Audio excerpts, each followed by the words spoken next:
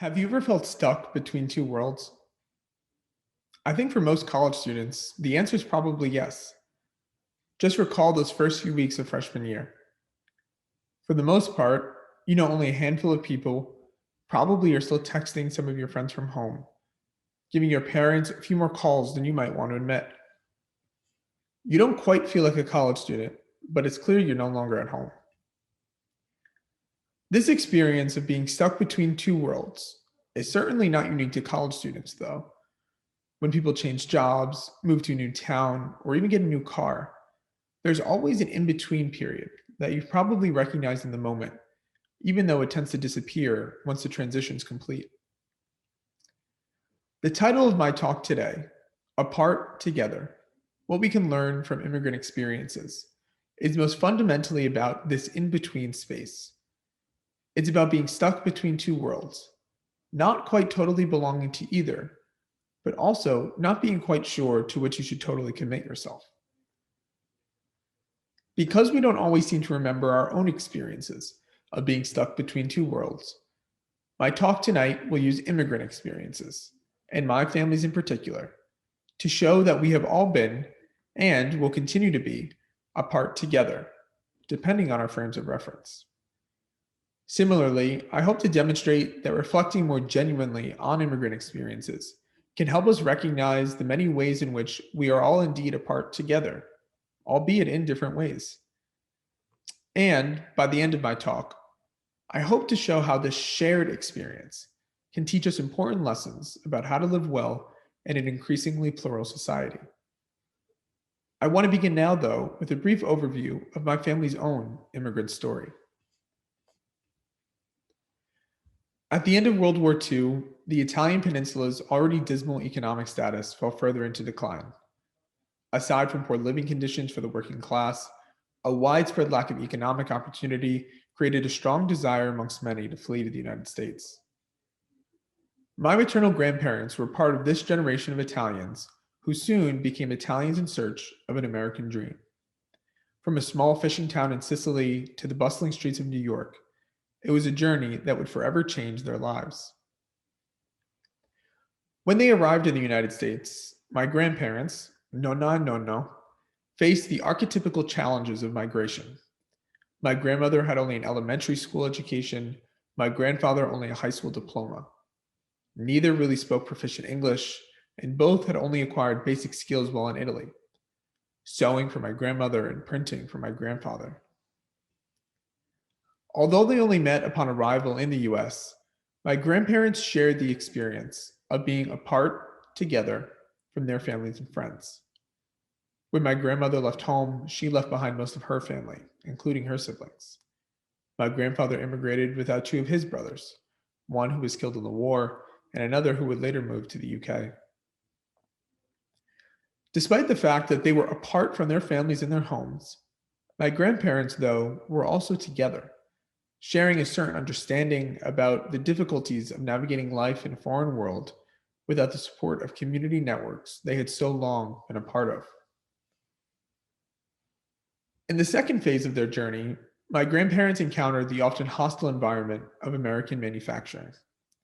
For my grandmother, 14-hour days on the factory floor were not unusual. And for my grandfather, preparing intricate gold leaf for printing was similarly not a very easy or lucrative career. These first few months and years of post-migration settlement placed my grandparents and their young children, my mom and uncle, in between two worlds. They only spoke Italian with any real fluency, joined an Italian Catholic parish, cooked Italian foods, lived in an Italian neighborhood, and participated in Italian religious events, like the annual festa to the Madonna of Mount Carmel on 115th Street. But they also worked American jobs. Their children went to English-speaking public schools, and the newspaper reported on American news in English. Although my uncle and my mom may have been too young to recognize at this point, my grandparents were apart together from their old and new homes. They were apart from their homes in Italy, ones which they had left with some sense of willingness, but never wanted to totally forget. At the same time, though, they were apart from the American culture in which they were physically situated. They spoke only broken English and almost exclusively knew their Italian neighbors. Despite their sense of being apart from their old and new homes, though, my grandparents were also together with one another, their children, their families, however small. The third part of this story, that of my mom and uncle, also shows the nuanced ways in which being apart together is so intimately connected to the immigrant experience. As I've mentioned, neither of my grandparents had much formal education, and neither really spoke enough English at the time that my mom and uncle were growing up to really be able to pass on the language. So, when my mom and uncle were coming of age, they both learned English as a second language. Learning from TV shows and the newspaper on the front porch, my mom and uncle embarked on a journey in the US, quite foreign to most of their family members, none of who had ever earned a college degree, and only a few of who had even earned a high school diploma. During middle and high school in particular, my mom and uncle had to navigate the complexities of being apart together from the Italian speaking and English speaking worlds in which they were physically situated. Just like their parents who felt stuck between their old and new homes, my mom and uncle similarly were stuck between the full embrace of a new, distinctly American identity and the retention of their family's Italian heritage.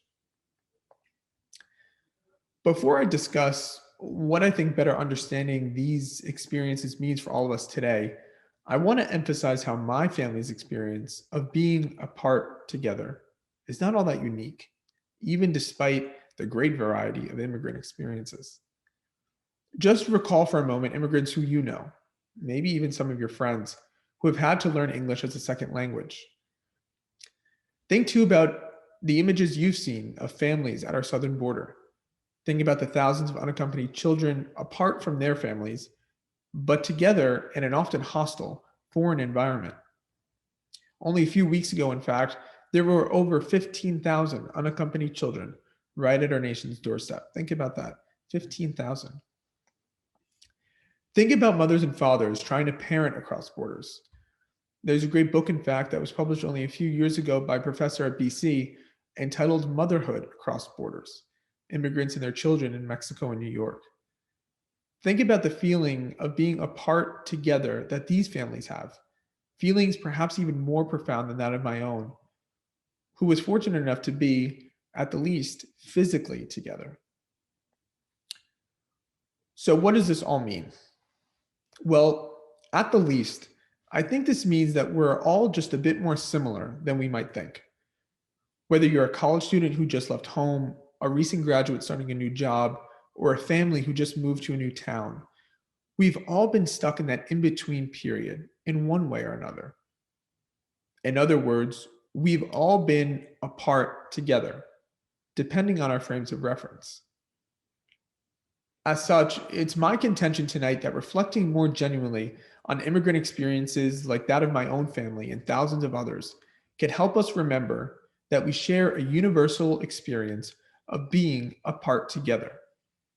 Notwithstanding the many different ways that this experience can become evident in each of our lives, I think that recognizing this common characteristic amongst us all might help combat the feelings of difference and exclusion that we see all too frequently. Indeed, I think if we're able to recognize and appreciate those times when we ourselves have been stuck between two worlds, when we've been apart together, we might be better disposed to try and truly build bridges with those who we might not have otherwise. Whether it's with reference to the shy classmate, the silent coworker, or even the new neighbor you haven't met yet, I hope you'll consider your own experiences of being apart together as one of many starting points in the creation of new relationships. And as I close tonight, I hope you've seen how genuinely reflecting on the ways in which immigrants and immigrant families experience this sense of being stuck between two worlds in a very tangible, sometimes even visceral way, can help serve as a sort of self reminder on the common humanity and experiences that we have in common. Certainly, thinking about how immigrants navigate these complexities isn't the only way to remind ourselves of that fundamental human experience But I hope that what we've discussed tonight gives you just one other opportunity to think about life in our beautiful, albeit plural, society. Thank you.